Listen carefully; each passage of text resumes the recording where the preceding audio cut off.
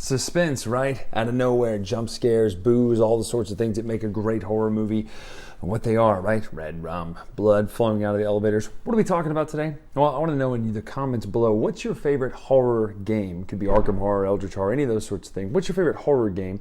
Let me know in the comments below what you think it is, because today we're talking about The Shining, based kind of on pretty much Kubrick's movie, The Shining.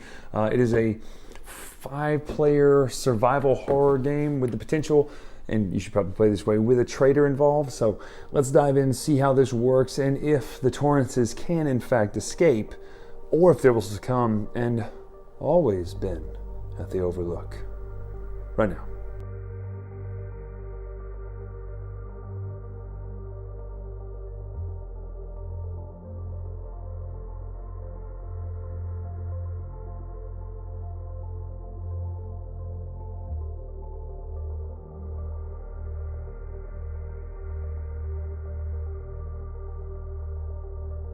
So a couple of things to note before we dive too far into this. I do really like a couple of aesthetics of this game.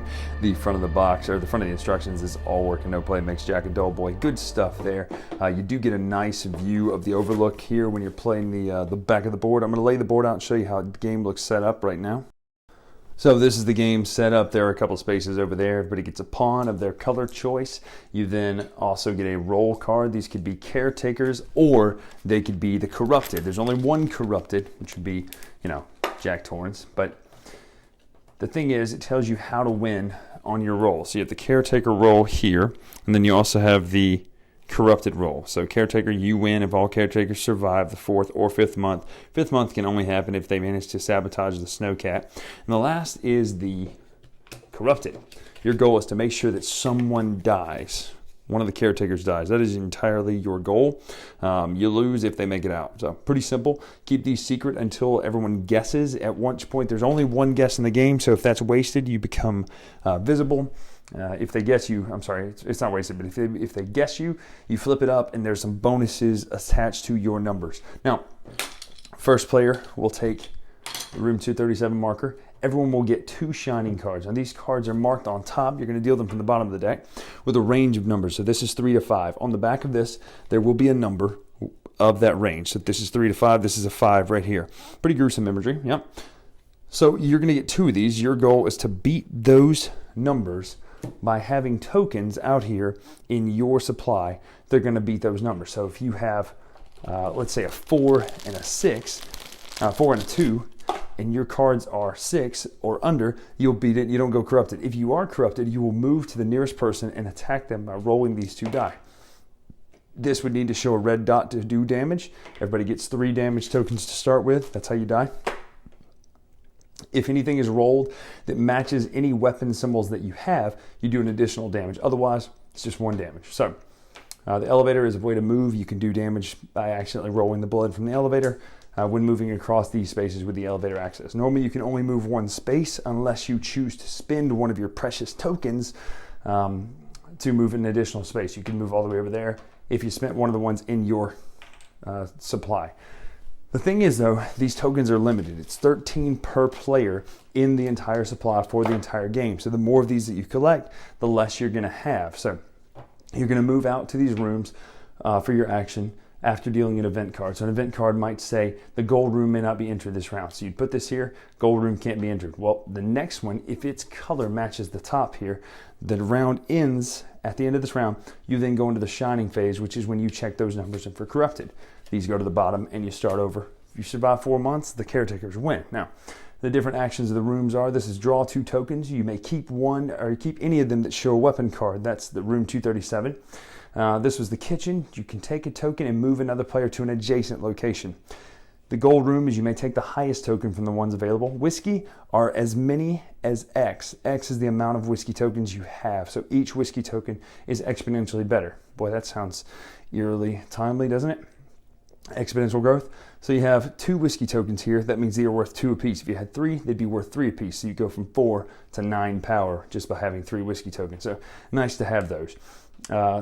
Office is you take the lowest value token, then you look at the event card, put it either on top or on bottom. You can lie, you don't have to tell the truth. So if you're the corrupted, you could, say, hey, this was a bad one. We don't want to do this, trying to force the shining phase to happen faster. add a token, take a token. So you'll add one here and then take one of the ones there. And then the hedge maze is pretty unique. You cannot be attacked if you're in the hedge maze, and you also can't attack if you're in the hedge maze. That's what this space is over here. That's just your round tracker. Survive 4 rounds, person who has the most points. No, sorry, that's what I normally say. If the caretakers don't die and they survive, then that's how they win. Otherwise, if you have somebody die, the corrupted wins. That is how you play The Shining. So that's The Shining, right? Visual suspense, things just being there, right? As far as the game goes itself, does it honor the movie? Well, visually, yes. You do get the sense of, man, we're desperate to have willpower to survive, right? I mean, that's kind of what the whole phases of the game are, is get enough willpower to survive going crazy and killing your family. Really, that's probably what the 17 plus is for on there, plus the violent imagery and things like that. But truthfully, no, it doesn't fully capture it. I mean, yeah, the art's there, and the carpet and the things like that are there, and the fact that there's, you know, an axe and red rum and pictures from the movie. But at the end of the day, this feels more like, I don't know, kind of a game with the theme of The Shining added to it, as opposed to, hey, let's really think how we can get The Shining onto the table. It to me, it falls a little bit flat. It's kind of middle of the road for me, because you're not doing that much, right? You're potentially getting 2 to 3 turns, maybe more, to get your motions out there, to get your tokens built up, to hopefully you have enough to beat this number on the back of the cards. But at the end of the day, it's just about getting numbers to beat numbers. And other games do that better, including Mountains of Madness. If you like the idea of getting numbers to beat a number with some other great mechanics, play Mountains of Madness instead of The Shining. I know this has got some nostalgia to it, and it's kind of in that zone right now with like Jaws and Top Gun and what's the other one that they're doing right now? What is it? Jurassic Park, right? So it's kind of in that same vein. This one to me is not as good as any of those. So definitely, if you're a fan of the movie, skip this one, even if you are a fan, just because there are better games that do what this one does better, even if you like the art and motif and all that sort of stuff. So that is The Shining. I'm Brian Drake here on the Dice Tower. Make sure to follow us on Twitter, Instagram, etc. For more videos, it's Dice Tower Brian. Until next time, we'll see you. It was creepy. Thanks so much for watching another Dice Tower video. If you enjoy our videos, subscribe to the channel for more fun, comprehensive board game coverage. Also, consider joining us at one of our events. Come to Dice Tower Retreat, a small, intimate gathering where gaming is king.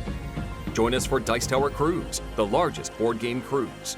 Attend Dice Tower West in Las Vegas, for gaming fun on the West Coast, or Dice Tower East in Orlando, in sunny Florida. Dice Tower Conventions, the friendliest gaming conventions on Earth. I'm Eric Summerer, and you've been watching The Dice Tower.